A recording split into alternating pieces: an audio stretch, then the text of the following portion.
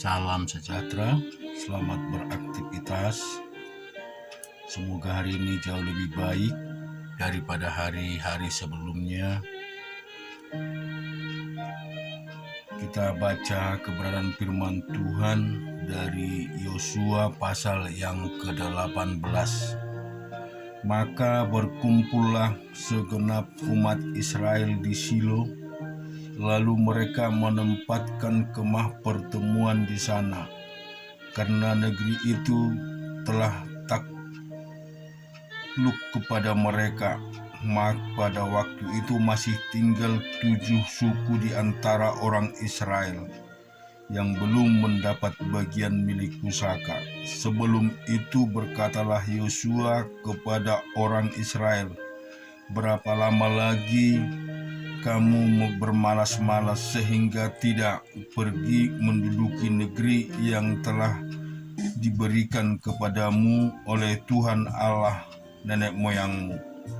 Ajukanlah 3 orang dari tiap-tiap suku, maka aku akan menyuruh mereka supaya mereka bersiap untuk menjalani negeri ini, mencatat keadaannya sekadar milik pusaka masing-masing, kemudian kembali kepadaku. Sesudah itu mereka akan membaginya di antara mereka menjadi 7 bagian. Suku Yehuda dan tetap tinggal dalam daerahnya di sebelah selatan, dan keturunan Yusuf akan tetap tinggal dalam daerahnya sebelah utara. Kamu catat keadaan negeri itu dalam 7 bagian dan kamu bawa kemari kepadaku, lalu aku akan membuang undi di sini bagi kamu di hadapan Tuhan Allah itu. Sebab orang Lewi tidak mendapat bagian di tengah-tengah kamu, karena jabatan sebagai imam Tuhan ialah milik pusaka mereka. Sedang suku Gad, suku Ruben, dan suku Manase yang setengah itu telah menerima milik pusaka di sebelah timur sungai Yordan yang diberikan kepada mereka oleh Musa, hamba Tuhan. Kemudian bersiaplah orang-orang itu lalu pergi, sedang Yosua memerintah kepada mereka pada waktu mereka berangkat supaya mereka mencatat keadaan negeri itu. Katanya, "Pergilah, jelajahilah negeri itu, catatlah kepadanya keadaannya, kemudian kembalilah kepadaku. Maka di Shilo atau akan membuang undi bagi kamu di hadapan Tuhan." Orang-orang itu pergi dan berjalan melalui negeri itu. Mereka daftar kota demi kota dalam 7 bagian, lalu kembali kepada Yosua ke tempat perkemahan di Shilo. Lalu Yosua membuang undi bagi mereka di Shilo di hadapan Tuhan, dan di sanalah Yosua membagikan negeri itu kepada orang Israel sesuai dengan pembagian mereka. Maka keluarlah undian suku Bani Benyamin menurut kaum-kaum mereka, dan daerah yang diundikan kepada mereka terdapat antara daerah Bani Yehuda dan daerah Bani Yusuf. Batas pada sisi utara bagian mereka mulai dari sungai Yordan, kemudian batas itu naik ke lereng gunung di sebelah utara Yeriko, naik ke barat dan ke pegunungan, dan menuju ke padang gurun Bet Awen. Dari sana batas itu terus ke selatan ke arah lereng gunung dengan dekat Luz, itulah Betel. Kemudian batas itu turun dari Atarot Adar dan pegunungan yang di sebelah selatan Detan Bet Horon hilir. Kemudian batas itu melengkung lalu membelok dari pegunungan yang di sebelah Bet Horon di sebelah selatan menuju ke sisi barat daya dan berakhir di Kiryat Bal. Itulah Kiryat Yarim, suatu kota Bani Yehuda. Itulah sisi barat. Sisi selatan mulai dari ujung Kiryat Yarim, kemudian batas itu menuju ke barat dan menuju pula ke mata air Minetoa. Selanjutnya batas itu turun ke ujung pegunungan yang ditentangan Lebak Ben Hineon di sebelah utara Lebah orang Refaim.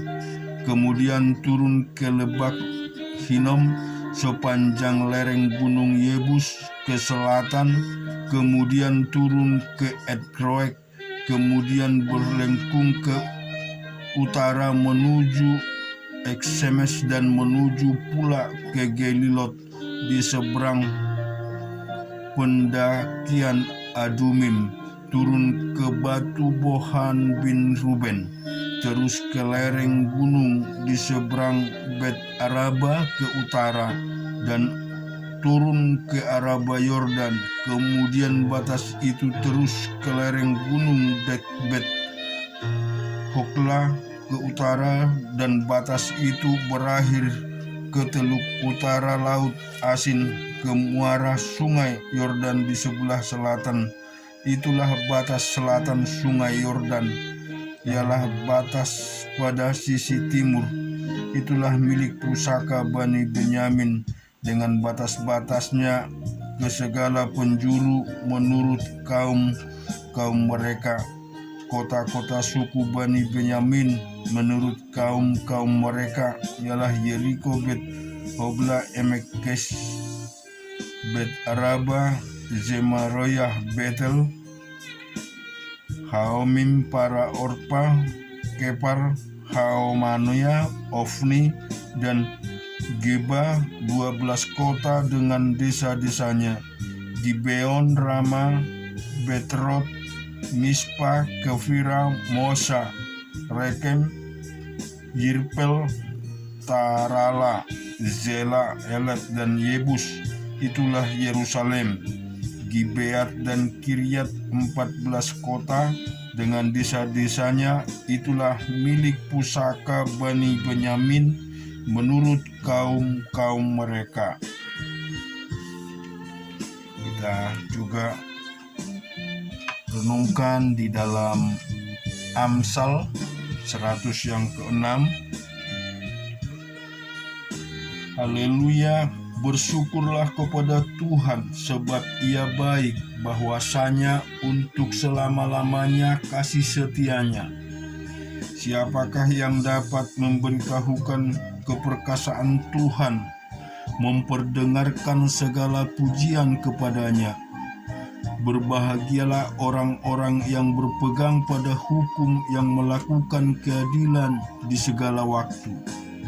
Ingatlah aku ya Tuhan, demi kemurahan terhadap umat-Mu, perhatikanlah demi keselamatan daripadamu, supaya aku melihat kebaikan pada orang-orang pilihan-Mu, supaya aku bersukacita dalam sukacita umat-Mu, dan supaya aku bermegah bersama-sama milik-Mu sendiri. Kami dan nenek moyang kami telah berbuat dosa, kami telah bersalah, telah berbuat fasik. Nenek moyang kami di Mesir tidak mengerti perbuatan-perbuatan-Mu yang ajaib, tidak ingat besarnya kasih setia-Mu. Tetapi mereka memberontak terhadap Yang Maha Tinggi di tepi laut Teberau. Namun diselamatkannya mereka oleh karena namanya, untuk memperkenalkan keperkasaannya. Dihardiknya laut Teberau sehingga kering. Di bawahnya mereka berjalan melalui samudra raya seperti melalui padang gurun. Demikian diselamatkannya mereka dari dari tangan membenci, ditebusnya mereka dari tangan musuh. Air menutupi para lawan mereka, seorang pun daripada mereka tidak tinggal. Ketika itu percayalah mereka kepada segala firman-Nya. Mereka menyanyikan puji-pujian kepadanya, tetapi segera mereka melupakan perbuatan-perbuatannya dan tidak menantikan nasihat-Nya. Mereka dirangsang nafsu di padang gurun dan mencobai Allah di padang belantara. Diberikannya kepada mereka apa yang mereka minta, dan didatangkannya penyakit paru-paru di antara mereka. Mereka cemburu kepada Musa di perkemahan dan kepada Harun, orang kudus Tuhan. Bumi terbuka dan menelan datan menutupi kumpulan Abiram. Api menyala di kalangan mereka, nyala api menghanguskan orang-orang fasik itu. Mereka membuat anak lembu di Horeb dan sujud menyembah kepada patung tuangan. Mereka menukar kemuliaan mereka dengan bangunan sapi jantan yang makan rumput. Mereka melupakan Allah yang telah menyelamatkan mereka, yang telah melakukan hal-hal yang besar di Mesir, perbuatan-perbuatan ajaib di tanah Ham, perbuatan-perbuatan dahsyat di tepi laut Teberau. Maka ia mengatakan hendak memusnahkan mereka, kalau Musa orang pilihannya telah mengetahgahi di hadapannya untuk menyurutkan amarahnya, sehingga ia tidak memusnahkan mereka. Mereka menolak negeri yang indah itu, tidak percaya kepada firman-Nya. Mereka menggerutu di kemahnya dan tidak mendengar suaranya. Lalu ia mengangkat tangannya terhadap mereka untuk meruntuhkan mereka di padang gurun, dan untuk mencerai-beraikan anak cucu mereka ke antara bangsa-bangsa, dan menyerahkan mereka ke berbagai negeri. Mereka berpaut pada Baal-peor dan memakan korban-korban sembelihan bagi orang mati. Mereka menyakiti hatinya dengan perbuatan mereka, maka timbullah tulah di antara mereka. Tetapi Pinehas berdiri dan menjalankan hukum, maka berhentilah tulah itu. Hal itu diperhitungkan kepadanya sebagai jasa turun-temurun untuk selama-lamanya. Mereka menggusarkan dia dekat air Meriba, sehingga Musa kena cela karena mereka, sebab mereka memahitkan hatinya, sehingga ia teledor dengan kata-katanya. Mereka tidak memunahkan bangsa-bangsa seperti yang diperintahkan Tuhan kepada mereka, tetapi mereka bercampur baur dengan bangsa-bangsa dan belajar cara-cara mereka bekerja. Mereka beribadah kepada berhala-berhala mereka yang menjadi perangkap bagi mereka. Mereka mengorbankan anak-anak laki-laki mereka dan anak-anak perempuan mereka kepada roh-roh jahat, dan menumpahkan darah orang yang tak bersalah, darah anak-anak lelaki dan anak-anak perempuan mereka yang mereka korbankan kepada berhala-berhala Kanaan, sehingga negeri itu cemar oleh hutang darah.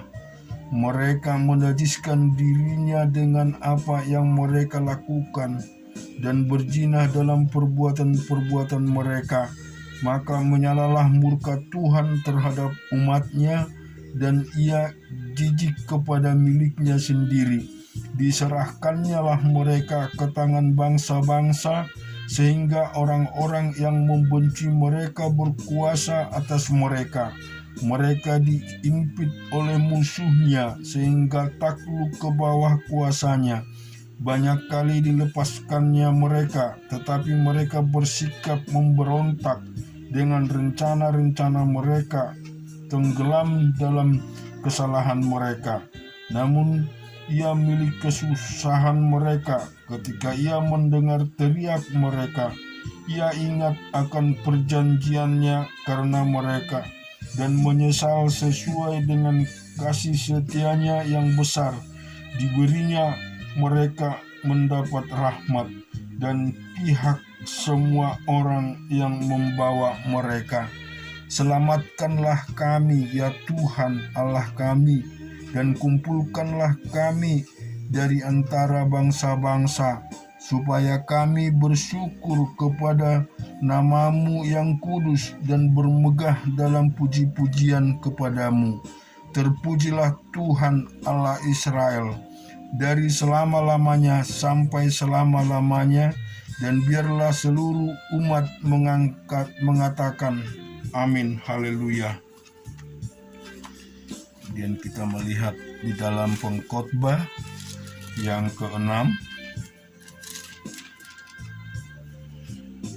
ada suatu kemalangan yang telah kulihat di bawah matahari yang sangat menekan manusia. Orang yang dikaruniakan Allah kekayaan, harta benda, dan kemuliaan, sehingga ia tak kekurangan suatu pun yang diinginkannya. Tetapi orang itu tidak dikaruniakan kuasa oleh Allah untuk menikmatinya, melainkan orang lain yang menikmatinya. Inilah kesia-siaan dan penderitaan yang pahit. Jika orang memperoleh 100 anak dan hidup lama sampai mencapai umur panjang, tetapi ia tidak puas dengan kesenangan, bahkan tidak mendapat penguburan, kataku, anak gugur lebih baik daripada orang ini. Sebab anak gugur itu datang dalam kesia-siaan dan pergi dalam kegelapan, dan namanya ditutupi kegelapan. Lagi pula ia tidak melihat matahari dan tidak mengetahui apa-apa. Ia lebih tentram daripada orang tadi. Biarpun ia hidup 2 kali 1000 tahun, kalau ia tidak menikmati kesenangan, bukankah segala sesuatu menuju suatu tempat? Segala jerih payah manusia adalah untuk mulutnya, namun keinginannya tidak terpuaskan. Karena apakah kelebihan orang yang berhikmat daripada orang yang bodoh? Apakah kelebihan orang miskin yang tahu berperilaku di depan orang? Lebih baik melihat saja daripada menuruti nafsu. Ini pun kesia-siaan dan usaha menjaring angin. Apapun yang ada sudah lama disebut namanya, dan sudah diketahui siapa manusia, yaitu bahwa ia tidak dapat mengadakan perkara dengan yang lebih kuat daripadanya. Karena makin banyak kata-kata, makin banyak kesia-siaan. Apakah faedahnya untuk manusia? Karena siapakah yang mengetahui apa yang baik bagi manusia sepanjang waktu, yang pendek dari hidupnya yang sia-sia, yang ditempuhnya seperti bayangan. Siapakah yang dapat mengatakan kepada manusia apa yang akan terjadi di bawah matahari sesudah itu? Dan kita juga renungkan di Yohanes pasal yang ke-8 ayat 1 sampai dengan 29.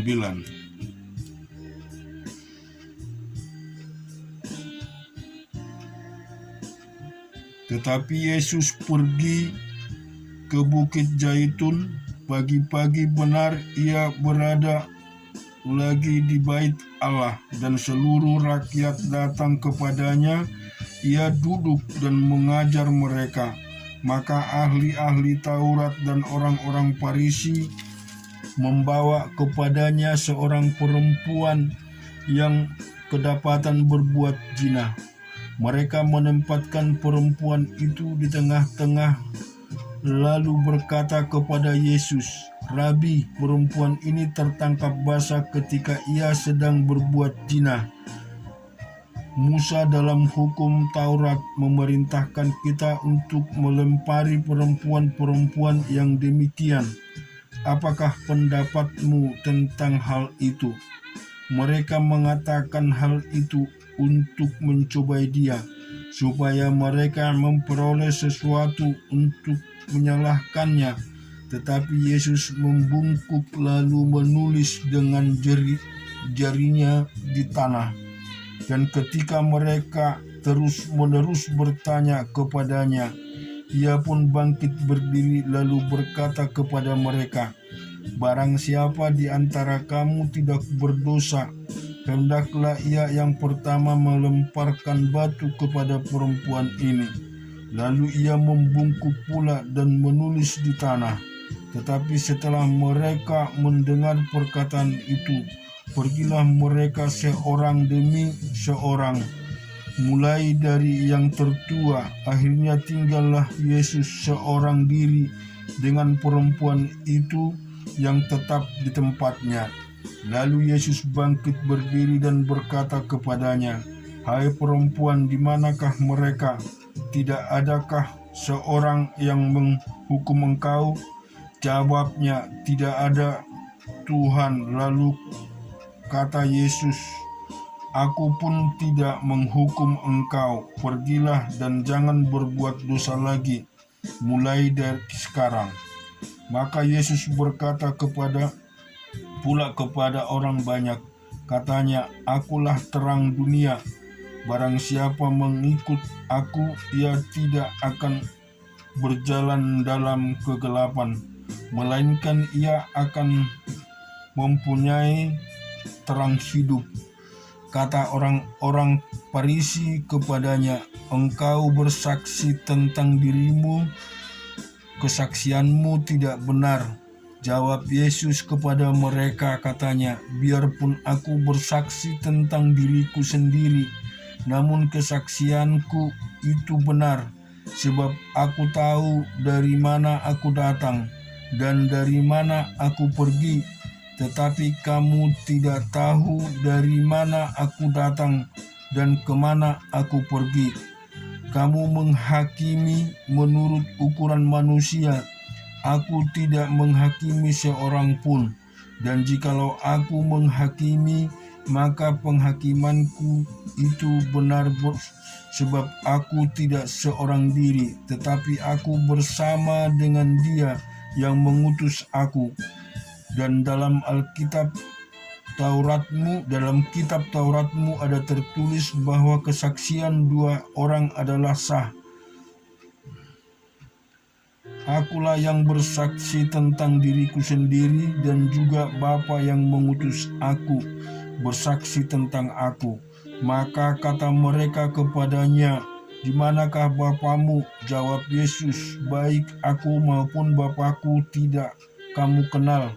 Jikalau sekiranya kamu mengenal aku, kamu mengenal juga Bapakku." Kata-katanya itu dikatakan Yesus dekat perbendaharaan waktu ia mengajar di dalam bait Allah, dan tidak seorang pun yang menangkap dia karena saatnya belum tiba. Maka Yesus berkata pula kepada orang banyak, "Aku akan pergi dan kamu akan mencari aku, tetapi kamu akan mati dalam dosamu. Ke tempat aku pergi, tidak mungkin kamu datang." Maka kata orang-orang Yahudi itu, "Apakah ia mau bunuh diri? Dan karena ia dikatakannya, 'Ke tempat aku pergi, tidak mungkin kamu datang.'" Lalu ia berkata kepada mereka, "Kamu berasal dari bawah, aku dari atas. Kamu dari dunia ini, aku bukan dari dunia ini. Karena itu tadi aku berkata kepadamu bahwa kamu akan mati dalam dosamu. Sebab jikalau kamu tidak percaya bahwa akulah Dia, kamu akan mati dalam dosamu. Maka kata mereka kepadanya, siapakah engkau? Jawab Yesus kepada mereka, apakah gunanya lagi aku berbicara dengan kamu? Banyak yang harus kukatakan dan kuhakimi tentang kamu, akan tetapi Dia yang mengutus aku adalah benar, dan apa yang kau dengar daripadanya, itu yang kukatakan kepada dunia. Mereka tidak mengerti bahwa Ia berbicara kepada mereka tentang Bapa. Maka kata Yesus, apabila kamu telah meninggalkan Anak Manusia, barulah kamu tahu bahwa akulah Dia, dan bahwa aku tidak berbuat apa-apa dari diriku sendiri, tetapi aku berbicara tentang hal-hal sebagaimana diajarkan Bapa kepadaku. Dan Ia yang telah mengutus aku, Ia menyertai aku. Ia tidak membiarkan aku sendiri, sebab aku senantiasa berbuat apa yang berkenan kepadanya. Kita tahu bahwa Tuhan Yesus itu adalah terang, bahwa siapa yang mau percaya kepadanya akan lahir terang dalam hidupnya. Biarlah senantiasa mendengarkan kebenaran-kebenaran firman Tuhan, karena firman itulah Allah, firman itulah Bapa yang memberikan terang hidup bagi kita semua. Amin.